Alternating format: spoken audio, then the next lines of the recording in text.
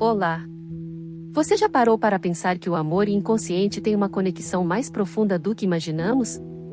Ao longo da história, a gente sempre buscou entender por que nos apaixonamos, que forças invisíveis nos atraem a uma pessoa e não a outra. Mas o que a psicologia do amor, na visão de Carl Jung, nos mostra, é que o amor não é um acidente. Ele não é um evento casual, mas um espelho do nosso mundo interno, um reflexo daquilo que nos falta e do que mais anelamos encontrar em nós mesmos. O que Jung nos diria é que a gente não se apaixona por acaso.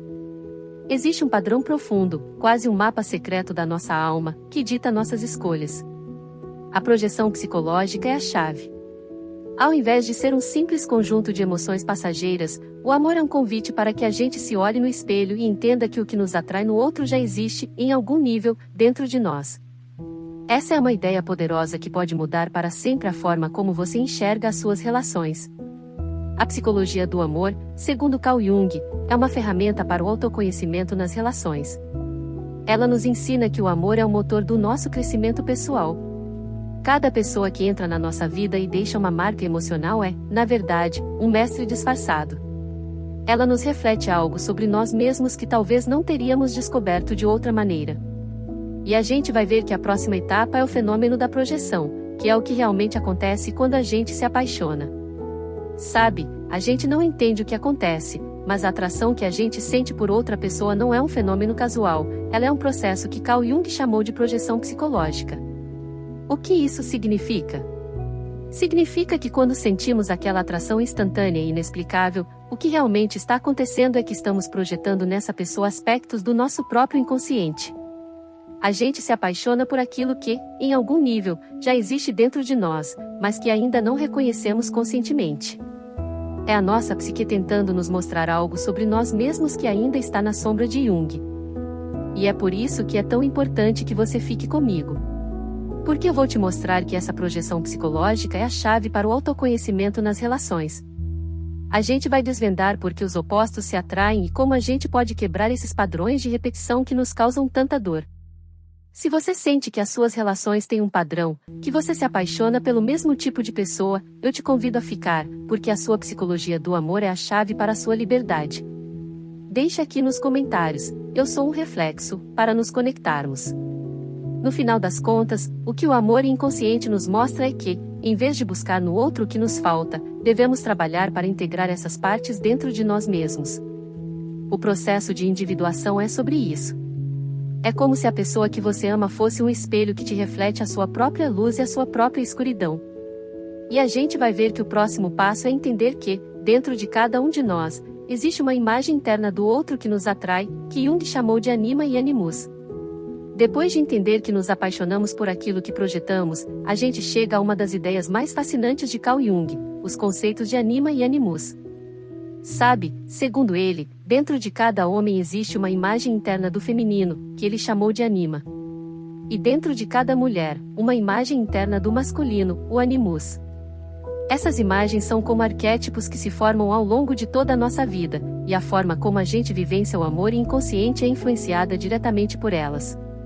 É como se a gente tivesse um mapa genético do parceiro ideal.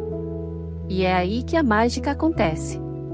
Quando a gente conhece alguém que encarna as características desse nosso mapa interno, a gente sente uma atração instantânea e, muitas vezes, irracional. A psicologia do amor nos ensina que essa projeção psicológica é tão forte que a gente acredita que a pessoa é a nossa alma gêmea. A gente não se apaixona pelo que a pessoa é, mas pelo que ela representa para a nossa psique. Por exemplo, uma pessoa que cresceu com um pai muito ausente pode se sentir atraída por homens que projetam a figura paterna que lhe faltou. Essa projeção psicológica explica a intensidade da paixão. Mas o grande desafio está em entender que essa atração é só o começo. O autoconhecimento nas relações é o que nos ajuda a ir além da ilusão. A gente vai ver que a grande ironia é que a gente se apaixona por uma imagem, não pela pessoa real.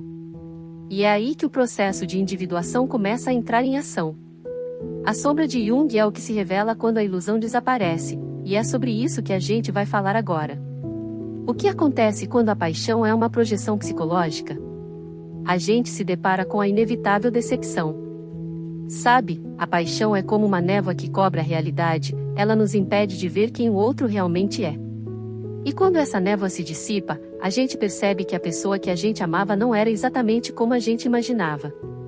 A psicologia do amor, na visão de Carl Jung, nos ensina que essa é a maior ironia de todas: a gente se apaixona por uma ideia, e não por uma pessoa.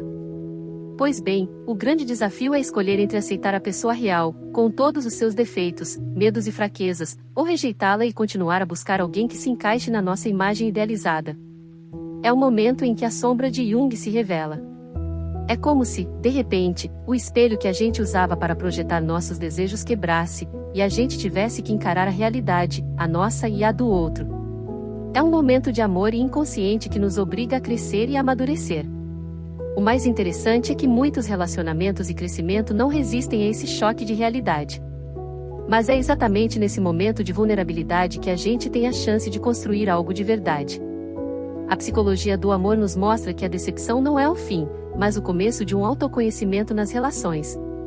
É um passo crucial no processo de individuação, que nos leva a entender que o amor mais profundo não é aquele que preenche vazios, mas aquele que nos ajuda a nos descobrir. E a gente vai ver que a próxima etapa é o amor como um caminho de autodescoberta. O amor inconsciente nos mostra uma verdade incrível: cada pessoa que entra na nossa vida e deixa uma marca emocional é, na verdade, um mestre disfarçado. Carl Jung diria que o amor é uma das ferramentas mais poderosas do nosso inconsciente para acelerar o nosso autoconhecimento nas relações. A gente não se apaixona por acaso, a gente se apaixona por pessoas que nos ajudam a ver algo sobre nós mesmos que, de outra forma, não veríamos. É a psicologia do amor em sua forma mais pura. Sabe, a nossa sombra de Jung contém tudo aquilo que a gente reprimiu ao longo da vida: medos, inseguranças, partes da nossa personalidade que escondemos para sermos aceitos. E o amor inconsciente usa o nosso parceiro como um espelho que nos reflete essa sombra. Quando a gente se apaixona por alguém, as nossas feridas mais profundas vêm à tona, e isso nos obriga a confrontá-las. É um passo crucial para o processo de individuação e para o nosso crescimento pessoal e amadurecimento. O autoconhecimento nas relações é um caminho sem volta. Uma vez que você começa a enxergar que o amor não é sobre encontrar alguém que te complete, mas sobre te descobrir, você para de perseguir ilusões. O amor inconsciente é um jogo de espelhos, um labirinto de projeções e aprendizagens. Mas a gente vai ver que esse caminho nem sempre é fácil. Ele exige coragem, porque o que ele nos revela pode ser assustador. E é sobre esse medo que a gente vai falar agora. Sabe, nem todo mundo está pronto para o que o amor nos mostra. Por mais que a gente queira uma conexão profunda, a psicologia do amor, na visão de Carl Jung, nos ensina que muitas pessoas fogem do amor porque têm medo da transformação que ele traz. O amor verdadeiro nos obriga a ver partes de nós mesmos que talvez não queiramos enfrentar, e é a nossa sombra de Jung que se ativa. É como se a gente estivesse diante de um espelho que, em vez de refletir uma imagem ideal, nos mostra as nossas feridas, os nossos medos e as nossas inseguranças mais profundas.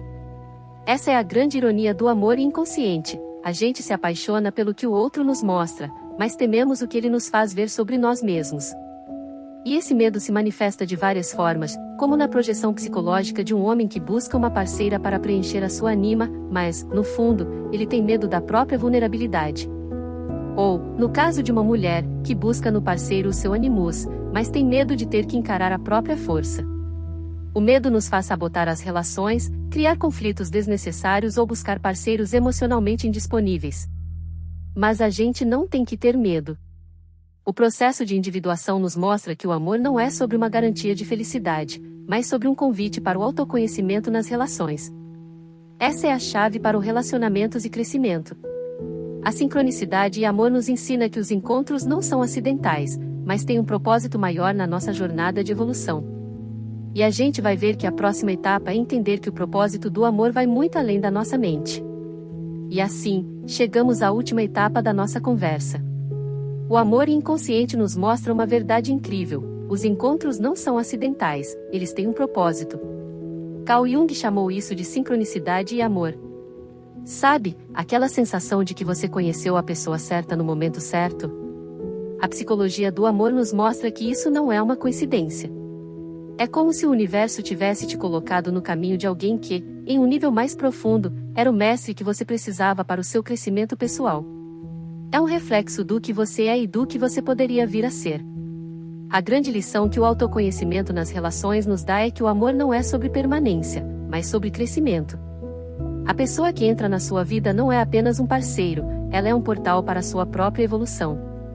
As relações e crescimento te obrigam a confrontar a sua sombra de Jung, a sua insegurança, os seus medos, as suas feridas. E é nesse confronto que o processo de individuação se acelera. O amor, no final das contas, é o caminho que nos leva a ser a melhor versão de nós mesmos, mesmo que isso signifique que a pessoa não vá ficar para sempre. Portanto, o amor inconsciente é uma jornada de autoconhecimento nas relações. Não se trata de encontrar alguém que te complete, mas de usar a relação como um espelho para te descobrir. E quanto mais você se conhece, mais capaz você se torna de criar relações e crescimento que reflitam a sua integridade e a sua verdade. Que a sua jornada de amor seja uma jornada de luz e de autoconhecimento. Assim seja.